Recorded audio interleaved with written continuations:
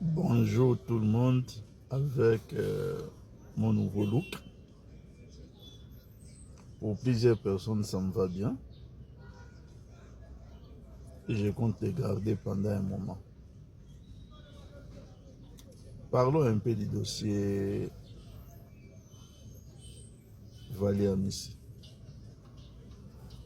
Il y a 48 heures, nous avons tous appris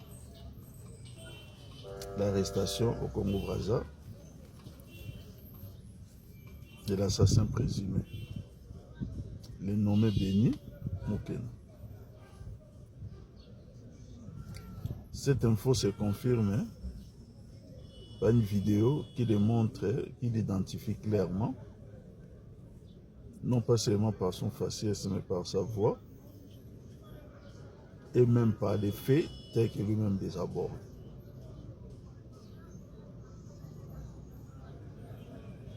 Quand j'ai vu cette vidéo, ça fait un tilt dans mon intelligence, et cela a réveillé beaucoup de souvenirs. Et je dois dire des mauvais souvenirs. Dans le cadre de ces dossiers, il fut un moment où nous l'avons tous appris par la voie des réseaux sociaux que les familles de Béni Mokena seraient interpellées en Afrique du Sud. Il semble que l'information ait été confirmée par le ministre de la Justice en personne. Il semble. Le monsieur n'a jamais été interpellé en Afrique du Sud où, visiblement, il n'a même pas mis les pieds. Nous sommes devant un mensonge d'État. Pourquoi? Pourquoi pour un fait qui paraît être un fait banal?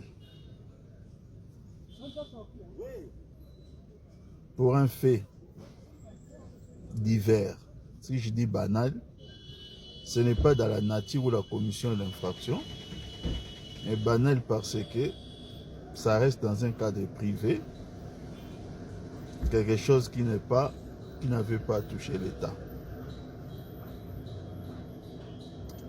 Pourquoi quand l'État va s'en mêler, l'État va mentir? L'État va utiliser ses propres mandataires avec les pouvoirs qu'il leur est donné pour mentir sur un fait divers.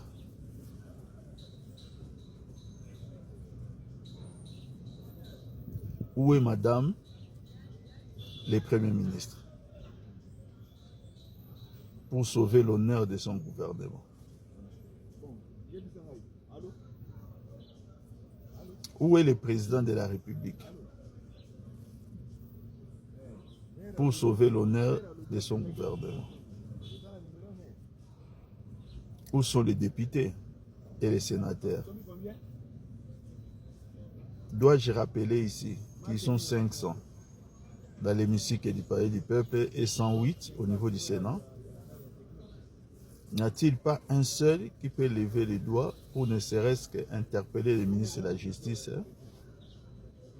pour que l'on comprenne les raisons de son mensonge?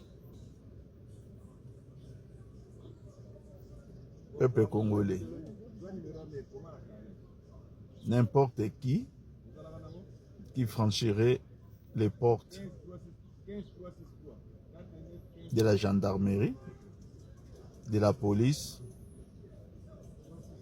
ou de tout service de sécurité, lorsqu'il y va pour apprendre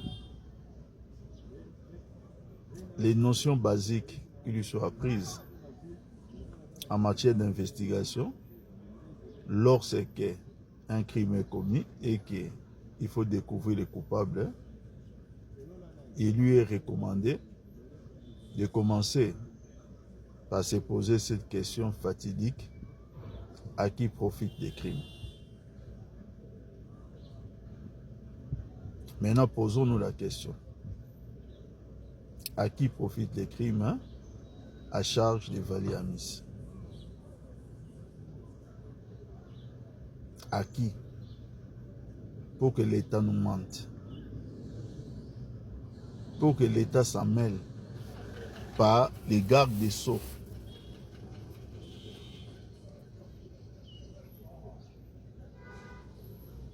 Peuple congolais, en tant qu'acteur politique, et toute proportion gardée, leader d'opinion, un tel fait ne saurait passer inaperçu. Surtout lorsque nous sommes, hein, dans une situation de récidive. Si nous devons nous rappeler du cas de Cheribe Okende. Des crimes crapuleux ne peuvent pas se commettre sous nos yeux, sous nos barbes. Comme j'ai la barbe maintenant, le terme même est mieux indiqué, et que nous puissions nous taire. Nous taire parce que nous avons peur de qui, et parce que nous voulons couvrir qui, et parce que nous avons de l'aversion ou de l'amour envers qui. C'est un sujet congolais. Un jeune homme de 33 ans qui s'est lancé dans les affaires. Il n'a jamais été dans les cercles de mes amis, ni de façon directe et encore moins de façon indirecte. Même politiquement parlant, on n'a jamais été les mêmes bords politiques. Mais c'est une raison pour qu'on observe un tel fait, un tel crime, avec les déroulements des éléments que nous essayons de transcrire ici, sans que nous puissions réagir. En tout cas, ne comptez pas sur moi pour cela. Cette affaire Vali ne fait que commencer. Elle ne fait que commencer. Je demande à sa famille, hein, de ne pas lâcher prise. La vérité judiciaire que nous attendons tous, ils doivent la consommer. Notre justice saura-t-elle établir cette vérité? Grand point d'interrogation. Mais les témoignages qui nous est fait pour cette justice par celui-même qui est considéré comme état des magistrats suprêmes ne rassure pas. Justice malade, la phrase n'est pas de Papi Tambo. Si le Congo-Brazzaville n'a pas la compétence universelle, il y a bien des États où la justice est plus ou moins saine, équilibrée et correcte, qui peuvent, les cas échéants, suivre ces dossiers. Je conseille la France. La France a la compétence universelle. Eux, en tant que victimes, ils peuvent tout à fait saisir les doyens du juge d'instruction et porter les faits par devant elle, par devant cette justice française. La personne inculpée, la personne soupçonnée ou la personne mise en cause est déjà à la disposition de la justice. Le travail d'investigation sera moins pénible que si la personne était encore dans la nature. Qui ne lâche pas prise.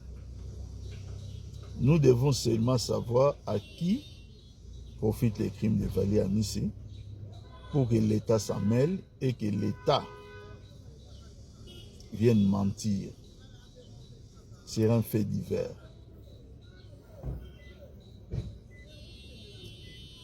Ça doit nous rassurer tous comme citoyens,